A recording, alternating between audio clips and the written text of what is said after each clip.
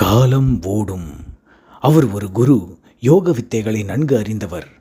ஒரு சீடன் அடிக்கடி வந்து அவருக்கு பணிவிடைகள் புரிவான்.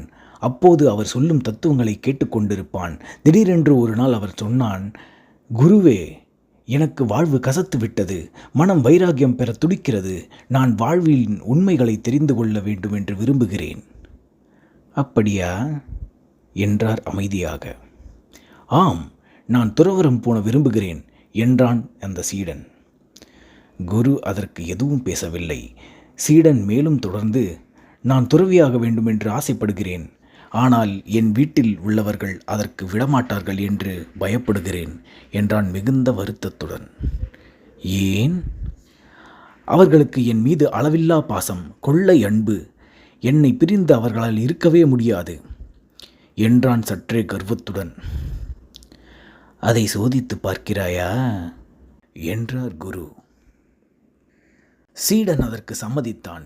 குரு அவனுக்கு செத்தது போலவே கிடக்கும் ஒரு யோக வித்தையை கற்றுக் கொடுத்து வீட்டிற்கு போய் அதை பிரயோகிக்குமாறு கூறினார். மறுநாள் அவன் தன் வீட்டில் செத்தது போலவே கிடந்தான். செய்தியறிந்து உற்றார், உறவினர், நண்பர்கள் என எல்லாரும் அங்கே கூடி வந்துவிட்டனர். வீட்டின் அழுகுரல் தெரு முழுவதுமாய் கேட்டது. குரு அந்த வீட்டை வந்தடைந்தார். அவர்களை பார்த்து சொன்னார், இவனுக்கு பதிலாக உங்களில் யாராவது ஒருவர் உயிரை தர முன்வந்தால் போதும். இப்போதே இவனை உயிர்ப்பிக்க என்னால் முடியும். அதை கேட்டு ஒவ்வொருவராக பின்வாங்கினார்கள்.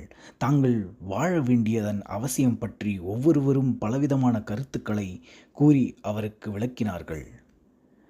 கடைசியில் அவர் மனைவி உரத்த குரலில் சொன்னாள், அவருக்கு பதிலாக யாரும் சாக வேண்டாம். அவர் இல்லாமலேயே நாங்கள் காலத்தை கழிப்போம். யாருக்காகவும் யாரும் காத்திருப்பதில்லை. எவருக்காகவும் காலம் நின்று விடுவதில்லை.